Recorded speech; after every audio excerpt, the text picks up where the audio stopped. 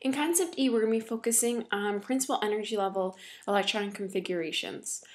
So by the end of this video, students should have a basic understanding of how to write principal energy level electron configurations. They should be able to determine the number of valence electrons in both atoms and ions, and also be able to draw Lewis dot electron diagrams to illustrate the valence electrons in atoms and ions. So these electron configurations, they tell us how the electrons are arranged around the nucleus by telling us the number of principal energy levels as well as the number of electrons in each level. Now these principal energy levels, we call the innermost energy level the first energy level, and then as we move further away from the nucleus, they increase in the amount. So first energy level, second, third, and so on. Now they can only have a maximum number of electrons for each principal energy level. So in the first one, which is the smallest and closest to the nucleus, we can only hold 2 electrons. However, the second principal energy level can hold 8, the third can hold 18, and the fourth can hold 32. Now, all the electron configurations on the periodic table are neutral, and if you look at your periodic table and open it up, you'll see that each element has its own electron configuration. Now, remember, it's neutral, so the protons are equal to the electrons, so we can be able to look at any atom's electron configuration. However, for ions, we know that there has been a loss or gain of electrons, so we're going to add or subtract electrons only from the last number in the electron configuration, so from the outermost shell. So we're going to try some of these out. So if you don't have it out already, take a look at your periodic table.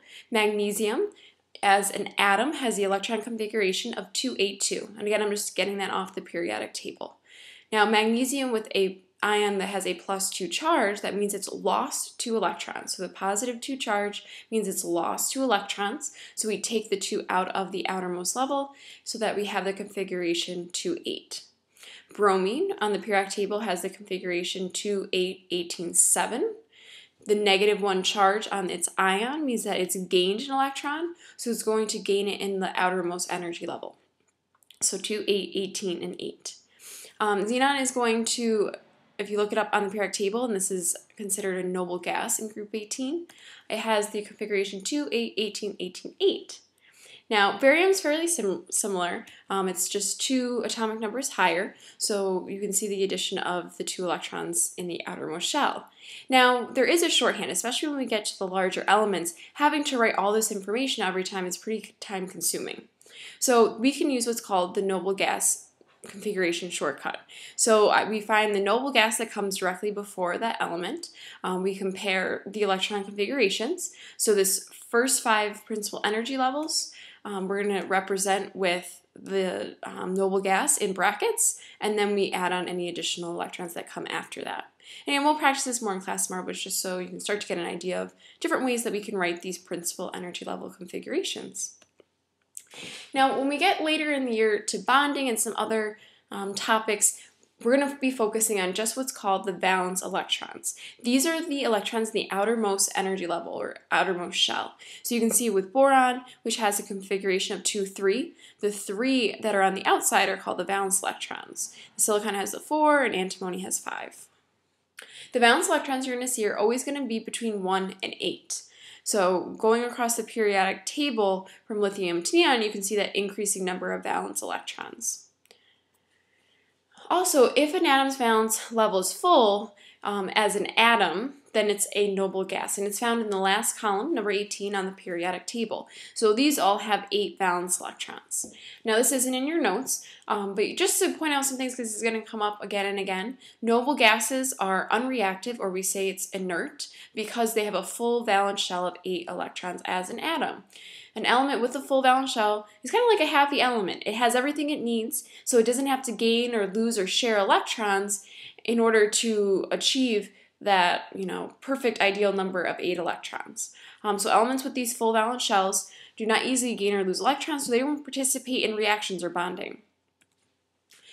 We just talked about the valence electrons, and very briefly, the kernel electrons are all the inner electrons, so all the non-valence electrons. So if we look at these 3 elements configurations, the valence electrons are just going to be the ones in the outermost shell. The kernel electrons are the sum of all the inner electrons. So for sulfur, you have 10 kernel electrons and 6 valence.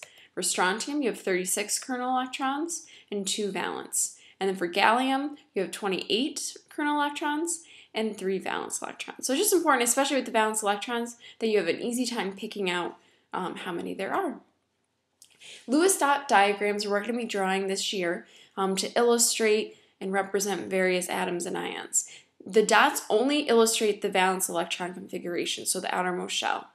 So we've already talked about the kernel and the valence electrons. Our Lewis dot diagrams are going to represent the kernel using the symbol of the element, and the valence electrons are going to be represented by dots or X's. So how we're going to go about doing this is you're going to look up or write down the element symbol. You're going to look up the electron configuration and only focus on the last number in that configuration, which is the number of valence electrons. You're then going to, now knowing that number, place a dot or an X to represent the electrons. And you want to put them on, kind of like you're looking at the face of a clock, at the noon, 3, 6, and 9 positions on the face of the clock. We always put the first 2 together, and then the remaining ones get spread out around those other 3 sides. So carbon, which has 4 valence electrons, we can represent either with dots or with X's. Now, if you're working with an ion, you have to adjust the valence electrons because, again, it's either gained or lost electrons. Now, I'm going to show you 2 examples of this. The big thing is that your final diagram has to include brackets around the symbol and potential dots, and also place a charge of the ion outside of the brackets.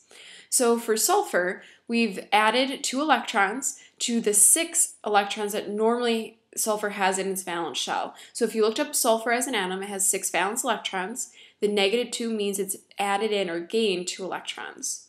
So you're going to see I represented the original 6 with dots and then the final 2 with X's. So it has a complete 8.